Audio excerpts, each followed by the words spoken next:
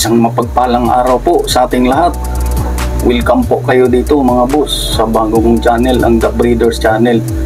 At bago pa ako magpatuloy, nais ko lamang po na magpasalamat sa lahat ng mga nag-subscribe sa akin, sa lahat ng subscribers ko po, at sa lahat ng mga silent viewers ko, at sa walang sawang tumangkilik at nanood ng mga videos ko po. Maraming salamat. At sa mga nag-comment, hindi ko na kayo ma-mention lahat. Magandang araw po sa ating lahat once again. Ang topic po natin ngayon ay ang sipit-sipitan ng manok panabong, kung ano bang magandang naidudulot nito. May naidagdag ba ito na para lumakas ang palo ng manok panabong? Tatalakayin natin yan mga boss. Pero bago pa natin yan tatalakayin, nais ko lamang po na magbigay ng pakikiramay sa pamilya ni Sir Andrew Bunan po. Last week kagagawa ko lang ng content tungkol sa libro na nakuha ko sa kanya, yung lihim sa pagbuo ng sariling linyada. Parang ano po, na isiwalat mo yung books na yun, na nakapagbigay talaga ng magandang resulta sa akin mga boss. Malaking tulong talaga yun. Siguro sa araw na ito ay inilibing na siya, kasi last week yung namatay siya, I think Tuesday. At yun nga po, malaking kawalan talaga si Doc Andrew Bunan. At ang dami na ring umanaw sa mga malalaking tao na nag-push sa industry na to na maging, kumbaga, lalawak ng lalawak, kagaya nila yung sinauna na nagtuturo din yun ng conditioning at saka pagpapakain, tamang pagpapakain ng manok panabong. Hindi ako nagkakamali, si TD Tancangco po. Ang ikinamatay din po ni TD Tancangco ay na-involve yun siya ng traffic accident. And then instead na, kasi nabangga niya yung isang pedestrian, so gusto niya tulungan, so bumaba siya kasi kakarga siguro niya, dalhin sa ospital. At sa kasamang palad, binugbog siya ng mga kamag-anak ng nabundol niya. At hindi niya nakayanan yung mga pasa, tsaka yung mga bruises na natamo niya, kaya binawian siya ng buhay. And then si naman, Imoy Gorgonya, napakalaking tulong din yun sa industry na ito, na lalong lumalawak ang industry ng sabong. Kasi si Imoy, yan I think si Imoy yung nag-organize talaga ng tukaan show. So nasawi din si Imoy dahil doon sa Mindanao yun. Siguro may farm tour siya doon. At ang balita noon na nabaril ata yun si Imoy dahil hinold up daw sila, kumbaga parang highway robbery, ganun. Siguro ng laban, kaya nagkabarilan. And then si naman, si Lando Lusong, wala na rin siya dahil siya yung malaki din yung na-contribute sa tao na yun dito sa industry na to. So para lumawak pa ng lumawak, yun yung author ng Chicken Talk, if I cannot mistaken. So napakaganda mga boss. Yung mga tao na wala na, pati na rin si Mirwan, so wala na rin. At ang isa talaga sa organizer ng World Game Fowl Expo, hindi ko talaga makalimutan yun, si Manny Verbano, wala na rin. Siya talaga yung nag-organize ng World Game Fowl Expo na ginagaya-gaya ng ibang city, pero hindi pa rin mapantayan yung World Game Fowl Expo. And nandun pa rin yung ang daming tao talagang pupunta. Hopefully makapunta tayo doon sa World Game Paul Expo. At yun mga boss, at ano muna, i-congratulate muna natin itong bagong nag-champion sa Masters Breeders' Cup local edition. 11 stag, dalawa yung nag-champion mga boss. Napakalaki yung premyo na pinaghati-hatian. 30M guaranteed yun. So dalawa yung nag-champion, isa taga Occidental tsaka taga Nueva Ecija yung isa. I think si Lee Hart Entry, parang combine yata nila Sir Nestor Bindibil. At yung taga Negros Occidental naman yung EM Guapits, talagang Guapits talaga, pagmamayari ni Sir Andrew Montilibano. Ayan po, congratulations. So nakuha din nila ang championship. Yun nga, pag-ibigay talaga ng Panginoon, hindi talaga mapipigilan yan. Both entry got 10.5 points. So walang nag-11, 10.5. So pag nakuha natin yan mga boss, napakalaking na yan, tulong sa sa pangalan natin, sa pangangailangan natin sa pagmamanok.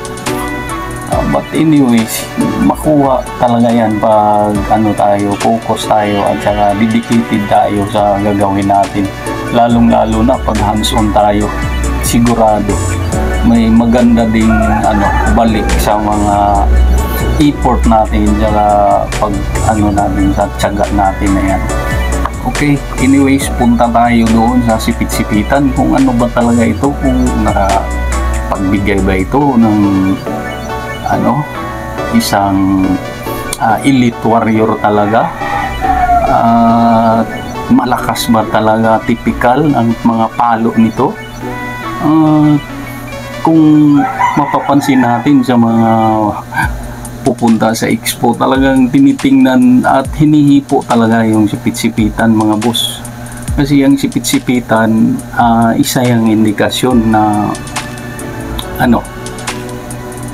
sa palagay nila, based on my experience, ang sipit-sipitan maganda talaga, yung close talaga siya mga boss. Yung close talaga yung kumbaga nakaganon yung arc niya sa puwet.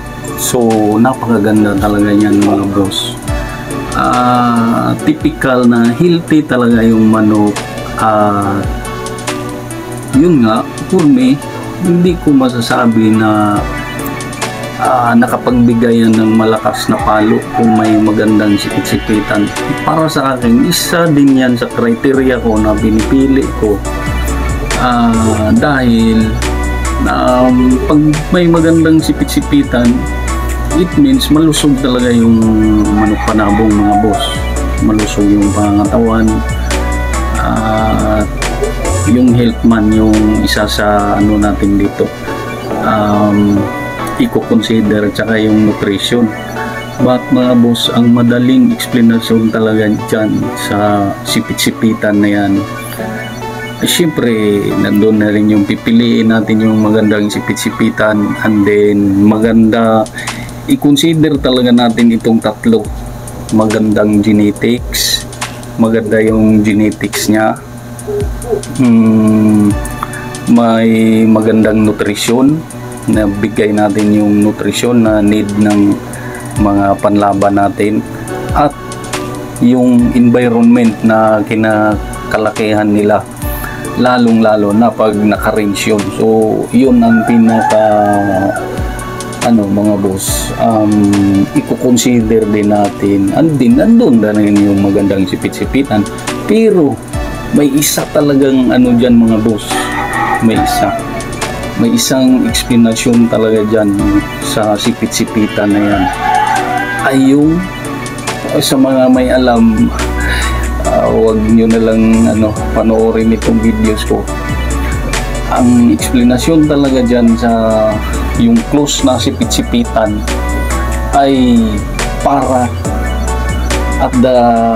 during the fight, kung matamaan siya sa may puwet, hindi maglabas yung bituka niya, hindi ma-protrude kaagad. Kasi kung mapapansin natin mga boss, pag yung term ng mga commentator sa during the fight na tinatawag na labas isaw, hindi talaga kumbaga yung endurance ng manok mawawala talaga mga boss. Parang feeling kasi nila dyan napakahapdi pag nag-protrude na yung intestine ng manok. So yan yung iniiwasan na close talaga yung sipitan. Kumbaga walang kailangan, hindi ito papasok mga boss pag hipuin natin yung nakakurb sa gilid. Talagang kailangan wala talagang hindi papasok itong isang daliri. Yun yung may magandang indikasyon ng magandang sipit-sipitan mga boss. And then yun nga, wala talagang kadalasan takbo pag lumalabas yung isaw ng manok. And then yun nga, i-considered nga yung tatlo na yan, yung genetics, yung bloodline ng manok, at yung magandang nutrition, at yung environment nila, yung pag-grow out natin sa kanila.